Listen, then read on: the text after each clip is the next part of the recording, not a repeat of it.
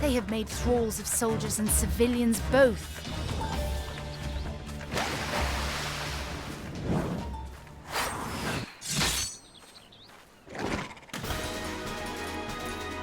Did I miss much?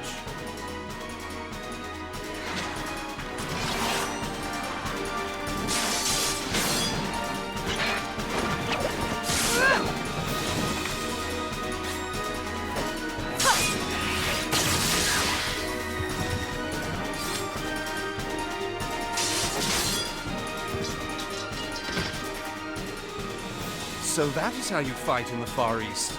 Mental note, pick no quarrel with Domans. But seriously, if I am to keep up, I must needs forsake elegance for efficiency.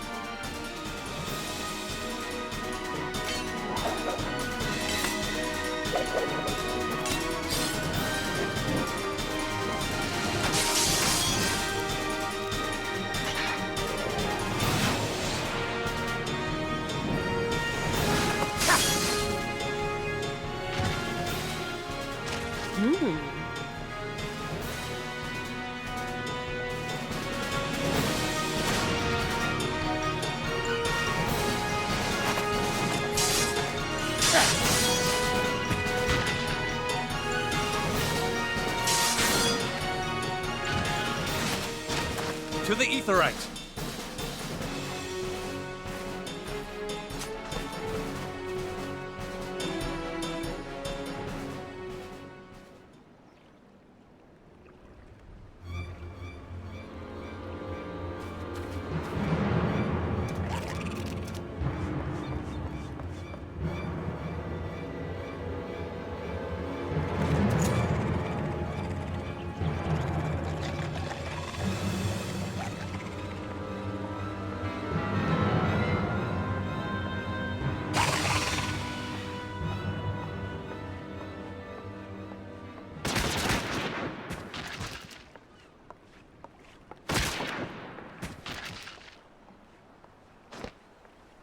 You'll forgive me my lateness.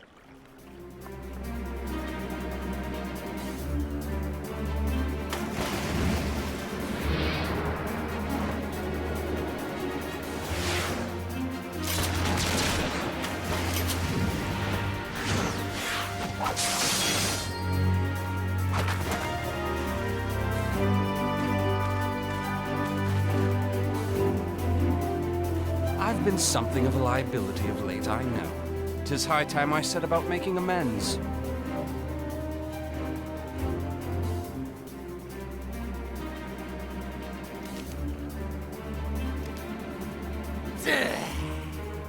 Long have you shriveled swordwalkers, tormented our kind. But no more! Your time is at an end! You shall perish with salt in your wounds and sea in your lungs.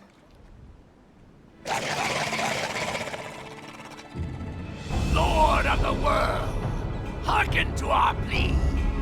Lord of the world, deliver us from our misery. Do you feel that?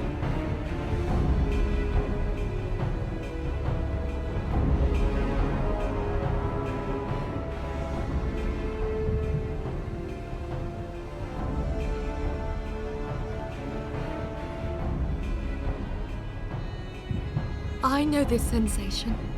It's the echo. What?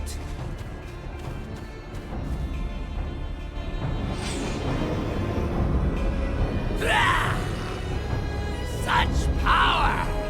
It is transcendent!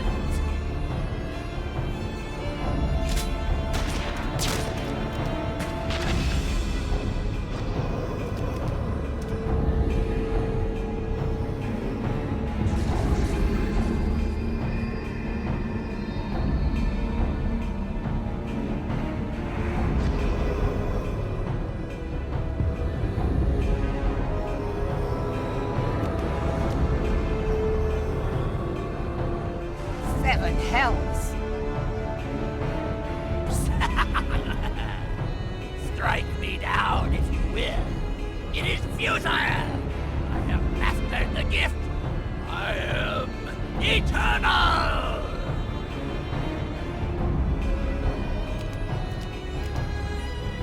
O mighty Leviathan, ruler of the seas, born of waters primordial, I offer unto you this frail flesh, that you might grant your faithful servants deliverance.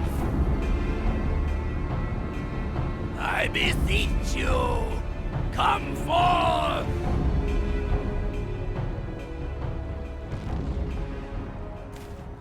Die, damn you!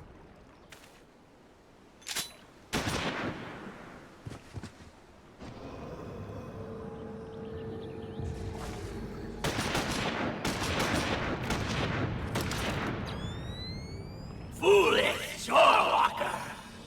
You cannot kill that which is eternal!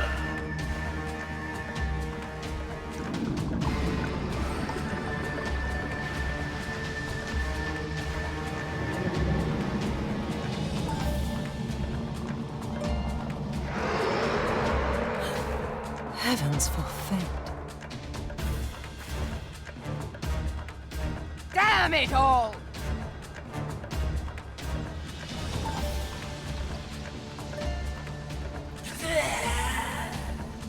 My being ebb the way.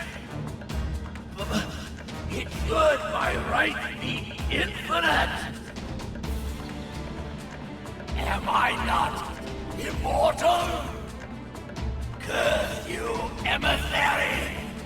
You promised me everlasting.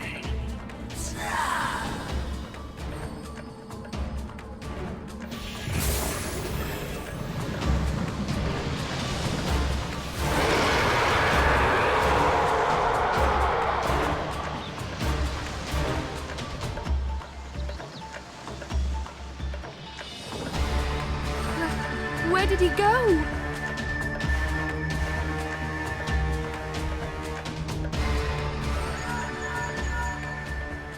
What say you? Nary a single ship? Hells take that sea demon! Gather the survivors and get to shore. Leave the wrecks for the pirates.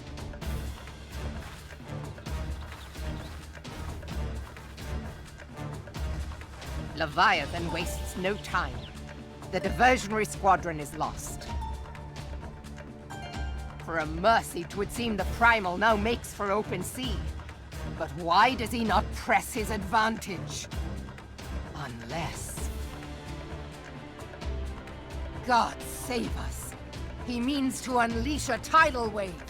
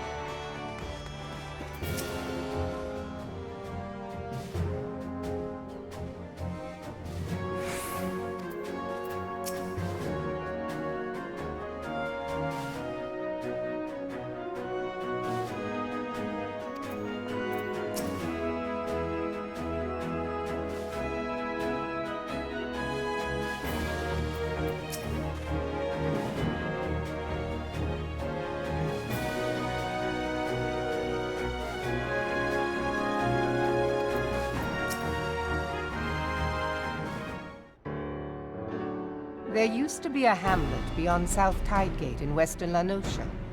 Hearthstone, it was called.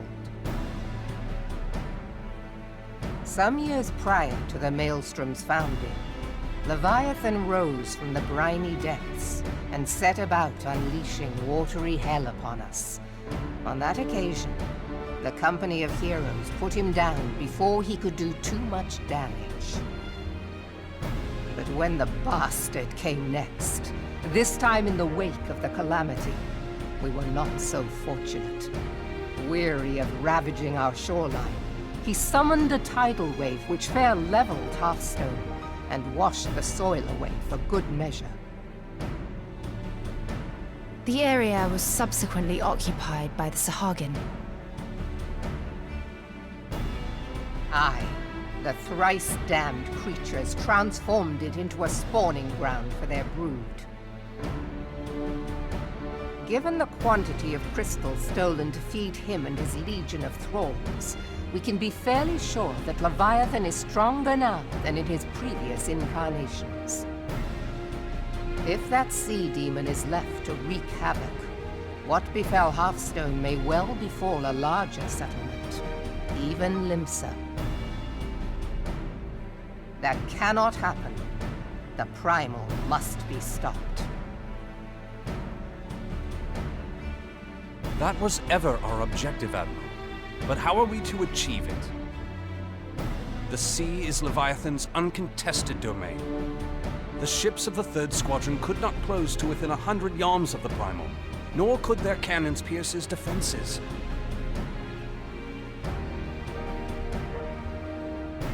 I have read the reports, Master Thancred. Our warships may as well have been bloody pleasure barges for all the good they did. 7 hells! Is there no way that we might strike back? The Company of Heroes defeated Leviathan, having first lured him into an inlet, but we must needs contend with him upon the open sea. It will avail us little to consult past experience.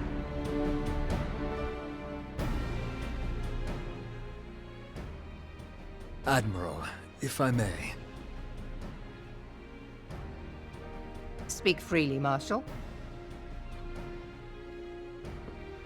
By all accounts, Leviathan's most formidable weapon is the very sea itself. Waves and whirlpools, tides and currents, all these things are his to command. The key to victory, I believe, lies in disarming our foe. This, in effect, is what the Company of Heroes achieved with their ruse. We cannot lure Leviathan from the sea a second time. But what if we could weaken his hold upon the element of water? I have heard of devices capable of such wonders.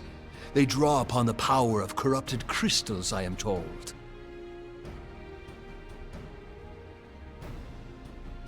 If mounted upon a ship, such a device might be used to prevent Leviathan from bringing the full force of the sea to bear against us, rendering him no more dangerous than any other sea serpent.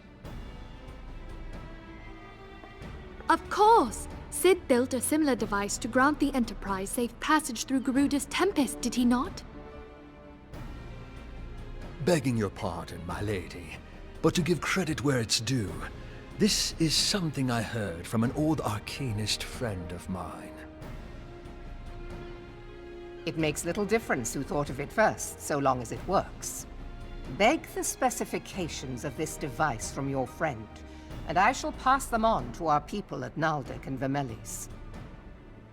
But before we proceed any further, I would voice one concern. Piercing Garuda's defenses is one thing. Suppressing Leviathan's attacks, quite another. In matters of science, I am as a babbling babe, but I cannot well imagine that such a feat would be possible without a veritable mountain of corrupted crystals. The question being, do we have a ship big enough to bear such a burden? Mayhap not, Admiral, but two might. Recall you the tale of Mistbeard's greatest haul? It is said that he lashed 2 ships together, side by side, the better to bear his plunder. By your leave, we might attempt to repeat the trick. The gods know it would be quicker than building a new vessel. Mistbeard did this. Truly, Marshal, upon the subject of the Pirate King, you are as a scholar. Now, from what I have gleaned of these matters, the device will need to be in close and constant proximity to the target. To wit, we must lash our twin vessel to Leviathan. This in itself will be no small feat. Ramming speed will be required, but given the weight of the cargo, that will only be attainable with the aid of a towing vessel.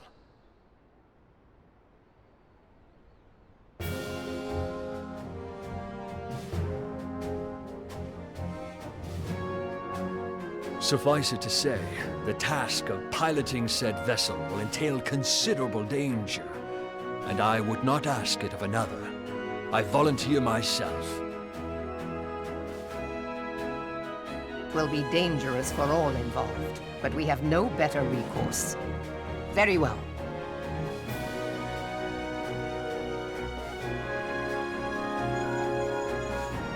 Commodore, assemble the remnants of the fleet at Morabee Bay. Give priority to our soundest vessels. The repairs can wait.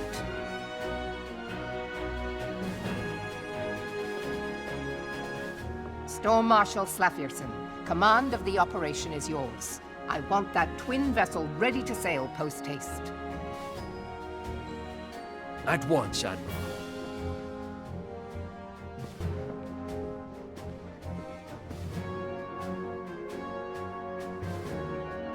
And then there is the small matter of slaying the beast.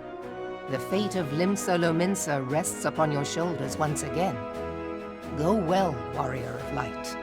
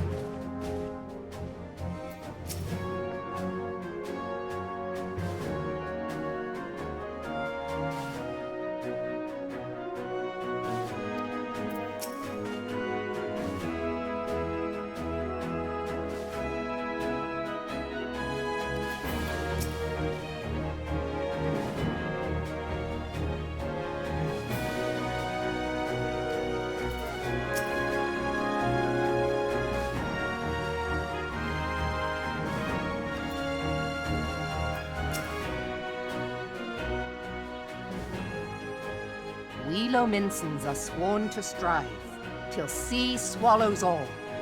And swallow all it would have had Leviathan prevailed. That we still strive now, we owe in no small part to you. Not for the first time, you have delivered Limsa Lominsa from the wrath of a primal. Never has our nation known a stouter ally. On behalf of my people, I give you my humblest thanks.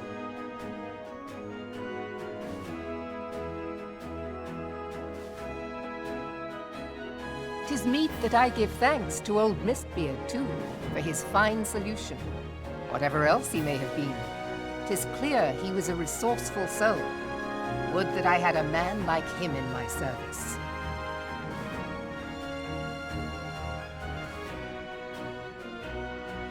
Before I set foot in these lands, I had no inkling that the people of Eorzea contended with such mighty foes.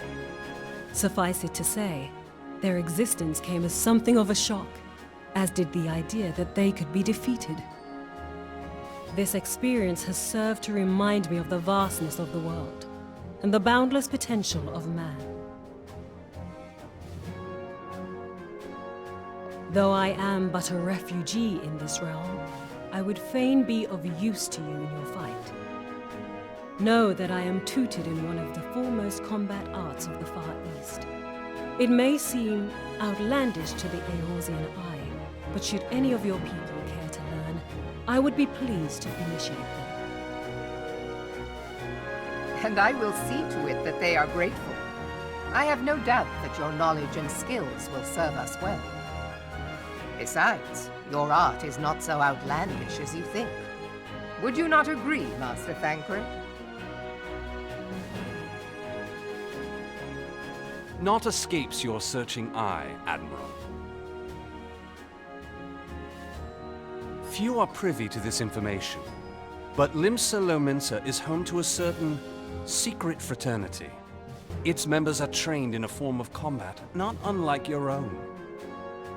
By my judgment, it should not be beyond such individuals to adapt to the techniques I witnessed you employing with such admirable deftness. I am heartened to hear this.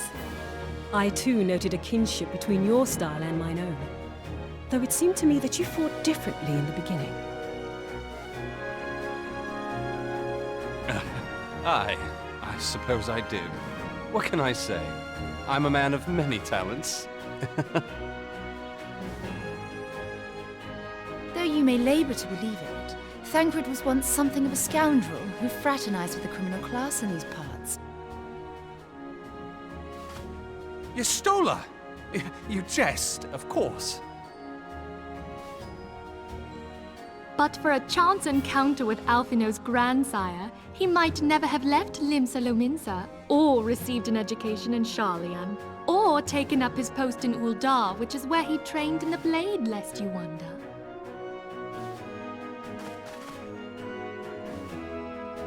Minfilia, please! It would seem there is more to you than meets the eye, Master Thancred.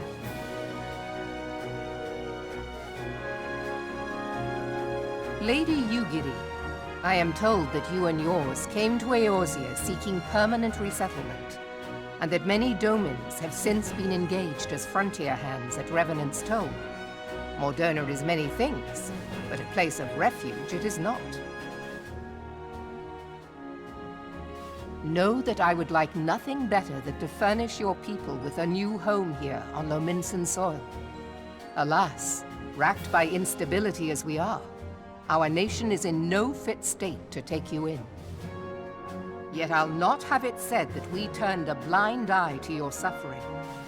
Until such time as we can do more, I pledge to send provisions. We are in your debt, Admiral. I realize that it scarce qualifies as repayment, but if it please you, I shall set about sharing my martial knowledge with your people at once.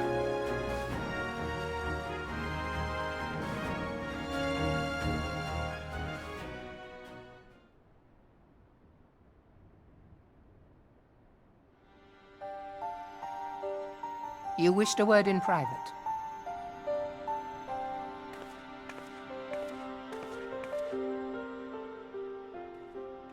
The better not to spoil the festive mood. History repeats itself, Admiral. As the kobolds did before them, the Sahagin resorted to summoning their god over a territorial feud. They acted in self-preservation. It may be that the Sahagin initiated this particular clash, but how it begins does not interest me so much as how it ends.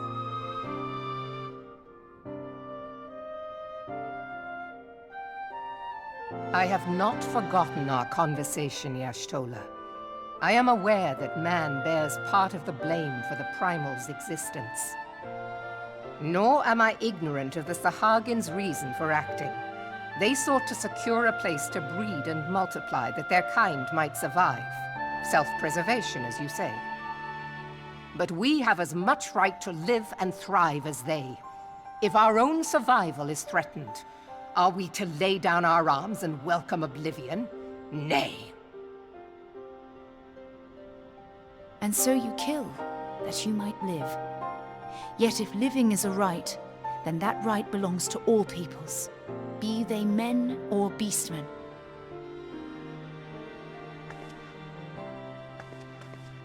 I'll not deny your reasoning. But when a storm gathers, it falls to me to see my people safely through it.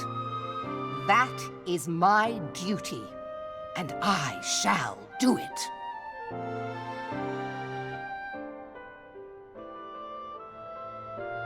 As must we all, Admiral. Stay the course, then. But know that it will lead to no good end.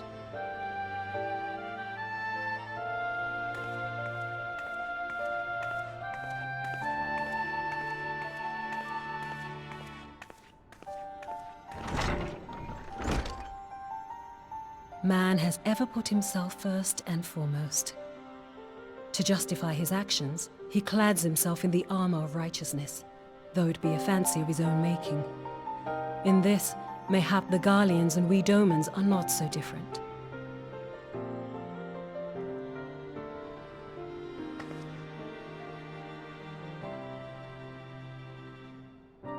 Eorzea has become as a raging sea. If we are to keep our heads above the waves, we cannot scruple to drown the man next to us. When hopes of coexistence founder, strength must determine who has the greater right to live.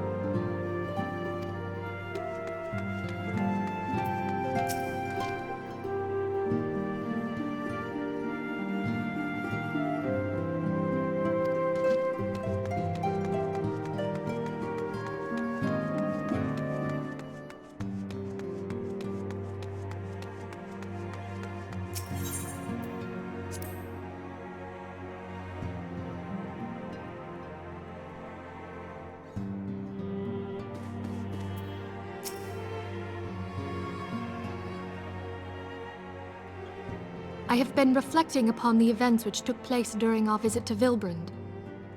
If you have a moment, I would share my conclusions with you. Please, bear with me. When the Sahagin Elder summoned Leviathan, he employed the power we have come to know as the Echo. Though I cannot well explain the how of it, it would seem he became immortal in so doing. When the Admiral subsequently slew him, his spirit emerged from his lifeless flesh, a consciousness shorn of physical form. Thus transfigured, he took up residence in the body of his minion with the ease of a man donning a favorite glove. Long have I known that the Echo allows one to pass through the walls of a man's soul. But never did I imagine that it could free us from our own flesh, nor less that our souls could then occupy the next corporeal vessel to take our fancy. It was of this that Elidibus spoke, an existence which knows neither cessation nor oblivion. And yet, though the Sahagin had mastered his gift and thereby become immortal, he was by no means invulnerable. As we both bore witness, he was ultimately absorbed into Leviathan. And the import of this observation? If the Ascians' mode of existence is indeed the same, it can be inferred that they too are not invulnerable, that they can be destroyed. There exists a legend which tells of souls who are reborn upon the cusp of each umbral calamity, that they might stay the encroaching darkness. To most, it is but a fairy tale, yet recent events have given me cause to wonder. Could the legend in fact refer to the Echo? Much and more yet remains unknown, but I am confident that all will become clear in time. For the present, however, what matters is that the key to defeating the Ascians may at last be within sight. With Urianger's aid, it is my hope that I shall fathom this matter ere long.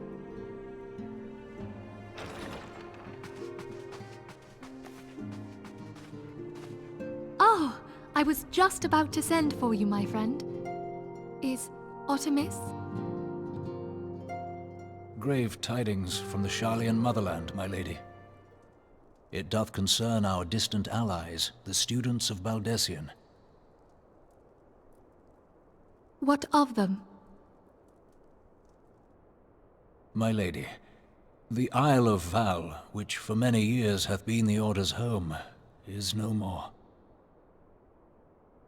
No more? Whatever do you mean? I relate only that which hath been conveyed unto me by our agents. An etheric wave of the highest magnitude was recorded in the region. Soon thereafter, 'twas observed that the isle had ceased to be.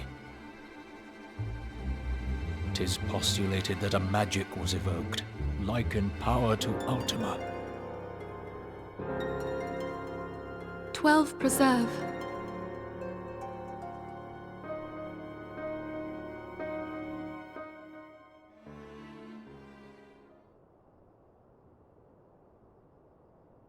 If there are no other matters, I move that today's meeting be adjourned.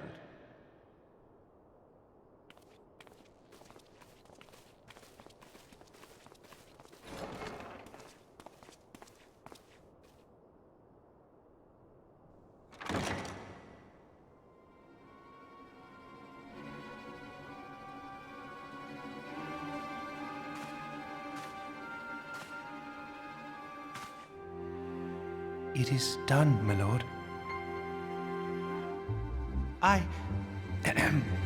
Forgive my impertinence, my lord, but these orders, I am uncertain as to what end they serve.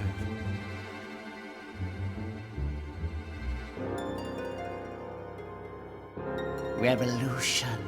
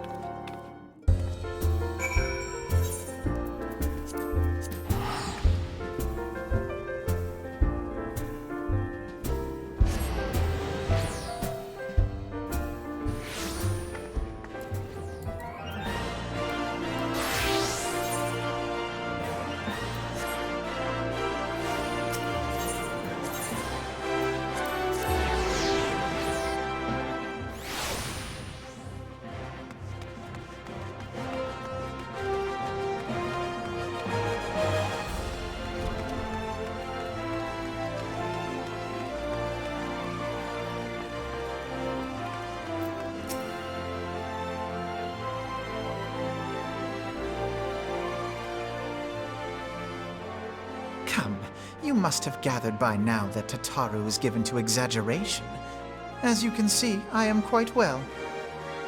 Ul'dah, on the other hand, is not. This riot was anything but an isolated incident.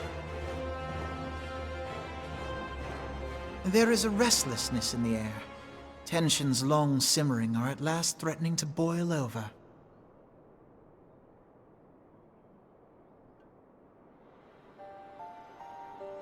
Ul'dah is a nation infamous for the great disparity between the wealthy and the poor. The majority of the populace accepts this state of affairs because they believe that every man bears responsibility for his own lot in life. To an Ul'dan, money is the foremost, and some would say the only measure of a man's worth. Small wonder that the wealthiest wield the greatest influence. So where do the refugees fit into this social hierarchy? What place is there for those who fled Alamigo and the destruction of the Calamity? Plainly, there is none. They have no wealth, no power, and no worth. To the Ul'dan way of thinking, they may as well not exist.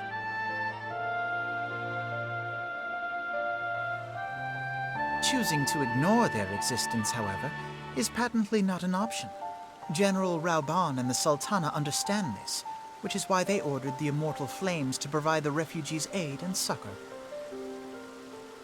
Yet none would dispute that the expenses incurred by this policy grow by the day, with no end in sight.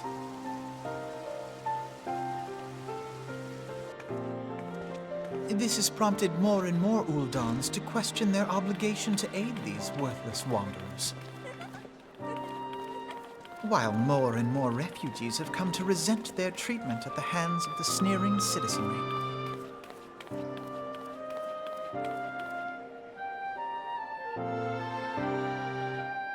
The manner of Lord Lolorito's refusal to grant the Dolmens asylum bespoke a disdain for all refugees, an attitude shared by the rest of the monetarists. And you may be sure they make no effort to conceal their opinions. It was only a matter of time before the refugees united in protest. Nor is it any surprise that some among them would ultimately resort to violence.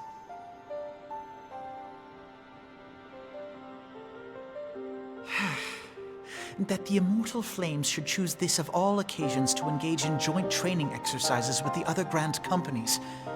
By the time they return, the situation may well have deteriorated beyond mending.